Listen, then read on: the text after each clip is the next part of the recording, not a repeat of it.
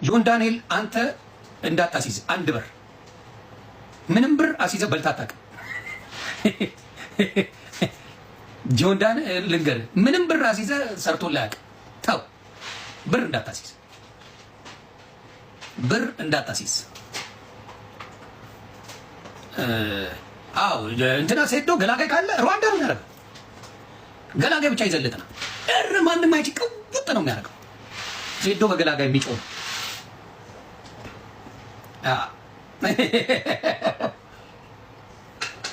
እኔ በእርግጠኝነት ጆኒ ብዙዎቹን ያንደባላል ኢትዮጵያ ላይ። ጆኒ በደንብ የሚያሰለጥናቸው ካልተገኙ ጆኒ ብዙዎቹን ኢትዮጵያ ላይ እያንደባለለ ይዛል። አንደባላይ ነው ጆኒ። አቅም አለው፣ ትግል ይችላል፣ እንዴት አቆላለፍ ይችላል፣ እንዴት ምን ማድረግ በደንብ አድርጎ ነው የሚችለው። ሴዶን እንዳየነው ሴት ያቆምና በጠረባ ይመታል። ያየነው ያንን ሴት ያቆሙ በጠረባ ይመታል። ህፃን ልጅ ይዝና የሆነ እቺን የሚያክል ሰው ይዝና ቅጥቅጥ አድርጎት ይሄዳል። እያንዳንዱ ነው የምናየው እሱ ነው ሴዶ የምናየው። ምንም ሲያደርግ አላየንም። ወፍ ነገር እና እውነቱን ነው የምነግርህ። ሴዶ ተቀጥቅጠሽ ትወጫለሽ። ምንም ላይ አልተገኘም። ግን ጩኸትሽ በስማ እንትን ባዶ በርሜል ነሽ። ፈጣሪ ምስክሬ ሴዶ ልንገርህ፣ ባዶ በርሜል ጩኸት አንደኛ ነው። ጩኸት አንደኛ። በጣም ቀቧች ሰው እንደዚህ አይነት ስራ አሁን ቢኒያም ሽብሬ ጩኸት አይወድ። 4 ተወዳድሯል፣ 4 ማሸንፏል። ሲጮህ ግን አይተነው አናውቅም። ቢኒያም ሽብሬ ኢንተርናሽናል ውድድር አድርጓል። ያ ቃል አይጮሁም። ይሄ ኢንተርናሽናል ውድድር የሚያደርጉ በደንብ የሰለጠኑ ሰዎች ከድል በኋላ ነው የሚጮኸው። ከድል በፊት ያዙ ይልቀቁኝ አይባል። ከማን ተወዳድረ ታውቃለህ ብትለው ሴዶ ወፍ አልተወዳደረ፣ ከወፍ ጋር አልተጣለም። አንድ ቀን ውድድር ውስጥ ገብቶ አያውቅም። ስለዚህ የሚያስቀባጥረው ነገር ምንድን ነው አልገባኝም። እንዲሁም ስንፈተ ህሊና ነው የሚባለው። ስንፈተ ህሊና በቃ እኔ ጨርሳለሁ መጨረሻ ምናምን እያለ ሲቀውጠው ነበር። ጨዋታውን ትኬት እየከፈሉ ገና ሳይገቡ ቁጭ ሳይሉ ጨዋታው አልቋል። እውነቴን ነው የምልህ። ገና ትኬት እየከፈሉ እኮ አልገቡ። እነ ጆን ዳንኤል እንደዚህ ያሳይተው ቪዲዮ እንደዚህ እንኳን አልቀየሩት። እንደዚህ ሲቀይረው ጨዋታው አልቋል። ፊቱ ጭው እንዳለ በጆን ዳንኤል አይቼዋለሁ። ይሄ ጨዋታ ቅቡ ነው ያለው 1 ሚሊዮን ቅቡ ብሎ ሲል። ስለዚህ እውነቴን ነው የምናገረው።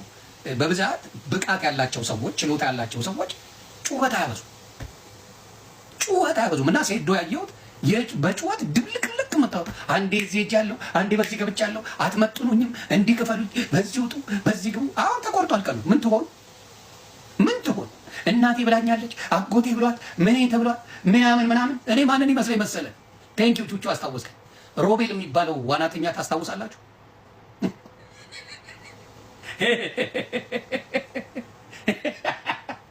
ሮቤል ዋናተኛው ኢትዮጵያን ወክሎ አረውጣ አትውጣ ሊሰምጥ ነበር ሁላ ሊሰምጥ። እኔ ግን ቴዶ የሚያሸንፍ ነው የሚመስለኝ፣ ግን ጨዋታው ከዮኒ ማኛ ጋር ከሆነ ነው። በእርግጥ ንቃተ ህሊና በቶሎ ነው ተዘርሮ የወጣው። ሴዶ ግን እንደዛ በቀላሉ ይዘረራል ብዬ አላስብም። ትንሽ ጊዜ ይወስዳል ብዬ አስባለሁ። ያው የከፈሉትም ብር ትንሽ የሆነ ነገር ማየት ስላለባቸው በአንዴ እንዳይወጡ የሚያስጠነቅቋቸው ይመስለኛል። ሁለቱንም ግን በሲሪስ ከተጫወቱ ግን ሴዶ ራሱ የሚቆይ አይመስለኝም። ግን እስቲ ሲገቡ የምናየው ነገር ነው የሚሆነው። በአንዴ መወሰን አይቻልም። ሴዶ ራሱ ሊያሸንፍ ይችላል እኮ አናውቅም የሚፈጠረውን ነገር። ሴዶ ጋር ያለውን የሚያውቀው ሴዶ ነው። ጁጂቱ ጋም ያለውን ጆኒ ጋም እሱ ነው የሚያውቀው ያለውን እሱ ጋር። እንግዲህ ሲገቡ የምናየው ነው የሚሆነው ማለት ነው። በእርግጥ ጆን ዳንኤል ብር ማስያዝ የለበትም። በየጊዜው ዝም ብሎ ብሩን እየተበላ ነው። በዚህኛው ከሚበላ ዝም ብሎ ወይለኛው ይስጠን። ጆን ዳንኤልን እስቲ መልእክት ላኩለት፣ ዝም ብላ አትበላም። እና የሚያሸንፈው እኔ የሚመስለኝ ያው ጆኒ ጁጂቱ እንደሚጨርሰው የታወቀ ነገር ነው። በዚህ ጉዳይ እንኳን ብዙ ማውራት አያስፈልግም። ግን ያው በዚህ መልኩ ቁማር የምትጫወቱ ሰዎች አይታወቅምና ምናልባትም ሴዶ ሊያሸንፍ ስለሚችል ገንዘባቸውን ብዙ ባታወጡ ጥሩ ነው ብዬ አስባለሁ። ግን ያን ያክልም ኦድ የሚኖረው አይመስለኝም እንትና ሴዶ ማርሻል። እንግዲህ ምን እንደሚመስላችሁ እናንተም እስቲ በኮሜንት ጻፉልኝ ሐሳባችሁን። ማንም ያሸንፍ ይመስላችኋል? ሴዶ በእርግጥ በጣም እየፎከረ ነው። የማይባሉ ነገሮች ጭምር እያለ ነው ያለው። ብዙ ጊዜ ደግሞ የሚፎክር ሰው ቀድሞ ተሸናፊ ነው። ቴዲ አፍሮም እንዳለው ወትሮም በአፍቃድ ይፈጥናል ቀድሞ ተሸናፊ ብሎታል።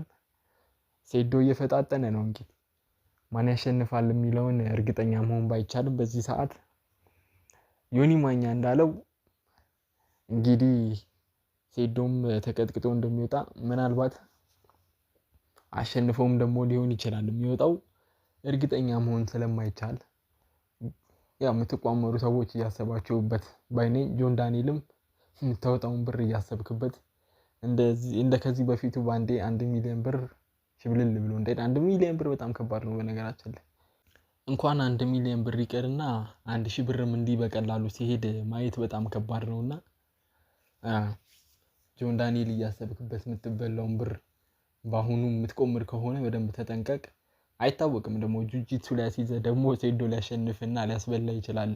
ስለዚህ የምታወጣውን ብር ተጠንቀቅ ለማለት ያለው። ያው አንተ ሀብታም ስለሆንክ ብትበላም ችግር የለብህም መሰለኝ በመሰለኝና ያው እየተናገርኩ ያለሁት ግን ዞሮ ዞሮ ያው ገንዘብ ሲወጣ ያሳዝናልና ስለዚህ መጠንቀቅ ጥሩ ነው ብዬ አስባለሁ እንደ ሀሳብ። ግን ያው አንተ ያው ጆን ዳንኤል ገንዘቡን ቢያጣውም መልሶ ይሰራዋል የሚያገኝበት አሪፍ ገቢ ስላለው ያው በአንድ ጌም በሁለት ጌም ሊዘጋውም ይችላል ብዬ አስባለሁ።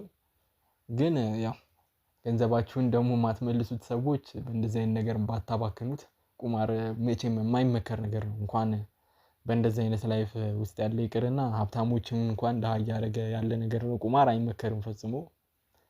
እንደዛም ሆኖ ግን እንቋመራለን የምትሉ ሰዎች ካላችሁ አንደኛ አቅማችሁን አስባችሁ፣ ሁለተኛ ደግሞ ያው የሚፈጠረው ነገር አይታወቅምና ቁማር ጊዜም ተገማች አይደለም። ስለዚህ ትክክለኛውን ግምት ለማግኘት ከባድ ነው። ሴዶም ሊያሸንፍ ስለሚችል ማለት ነው።